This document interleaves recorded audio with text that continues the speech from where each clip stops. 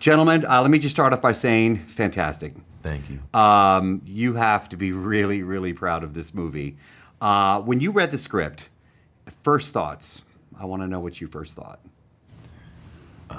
My first thought, I was like, I wanted you to read the script to me. That you got a great voice. Come on now. You've never said that before, but thank you, sir. I do. You know what? Can somebody get a copy of the script? The characters were so rich and vivid on the page. They sort of jump off the page. It was a great script. It was really in good shape. And I already knew Viggo was attached to it, and I knew Pete was trying to do something different than what he had done up until this point in his career. So for me, it was an easy thing to say yes to. Don Shirley is just so dynamic as a character and as a person, and most importantly, I don't feel like I've ever seen that character on screen before. No.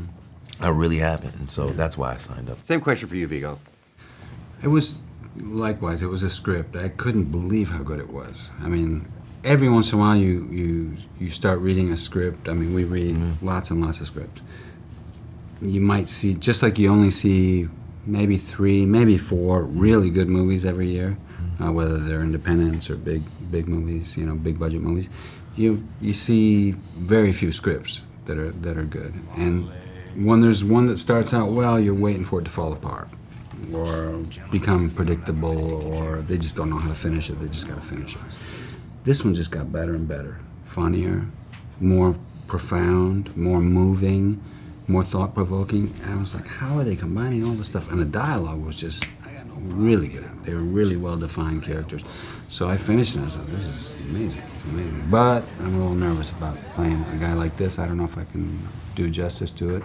Which I said to Pete, he says, get over it. He's a very can-do kind of director, and very inclusive. He always made us all feel like we're in this together.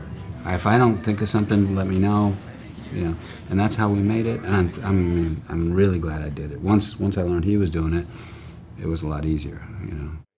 Let me just start off by saying that this movie is absolutely outstanding. Oh, thank you. It's just amazing. Thank you. So I start with, how did the story find its way to you? It was, I ran into one of the writers, Brian Hayes Curry, who's an actor. He's been in a few of my movies as smaller roles. And I said, what are you up to? He said, I'm writing a screenplay. It's based on a true story of my friend's father. He said there was a black concert pianist named Don Shirley in 1962, whose record company was sending him on a tour of the South, and he was nervous about going, so he went to the Copacabana nightclub, hired the toughest bouncer, Italian guy with a 6th grade education named Tony Lip, to drive him. And Tony Lip was racist himself. They got in the car, and somehow after 2 months they became lifelong friends. I was like, what? You're kidding.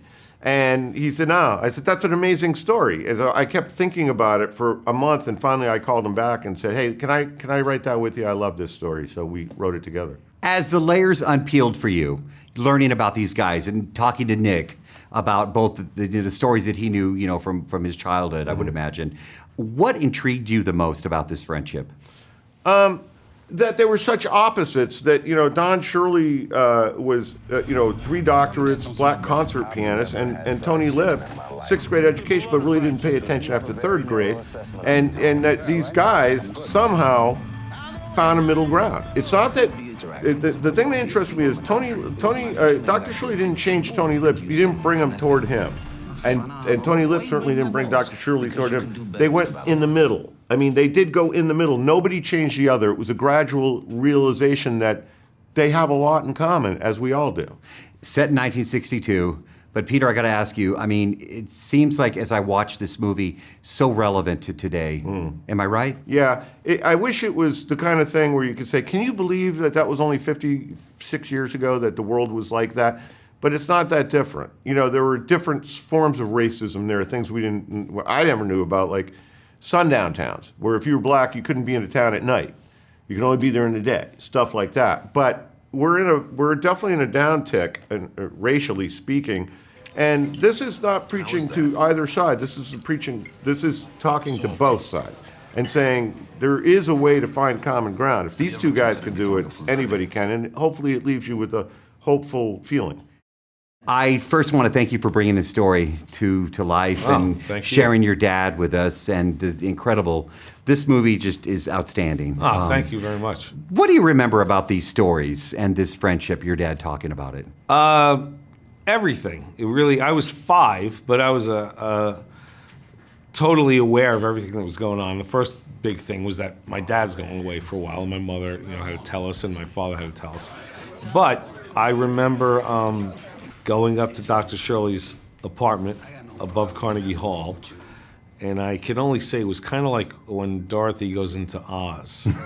And if you see in the film, and the film doesn't even do it because it was back then, it wasn't as crazy as it is later in life, but it opened up all these colors and a grand piano and chandeliers and elephant tusks, a throne, floor-to-ceiling windows, artifacts, African artwork, and him coming out in this resplendent African robe. When I first wrote that, and Brian and Pete read it, they're like, "No, this is ridiculous, Nick. We can't. What really happened?" I go, "No, this is. You got to put this in. This is really how it was."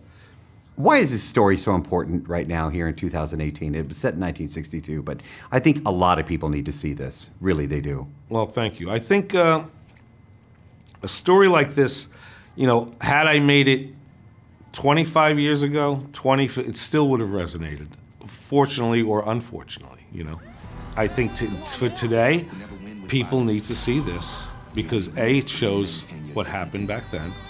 It kind of shows what's still happening now. We're better than we were back then, but we still have a ways to go. So, but I think our movie ends with a hopeful message. You feel good. And so that could be criticized a little bit. This is a heavy subject. It shouldn't be treated so lightly. But this is the truth. I'm sorry, this is the story I have. It's a true story. And I think you do leave with hope. And I think if that touches people and makes people look at each other a little bit differently, then we've achieved something. We've entertained, but we've also maybe enriched someone's life a little bit.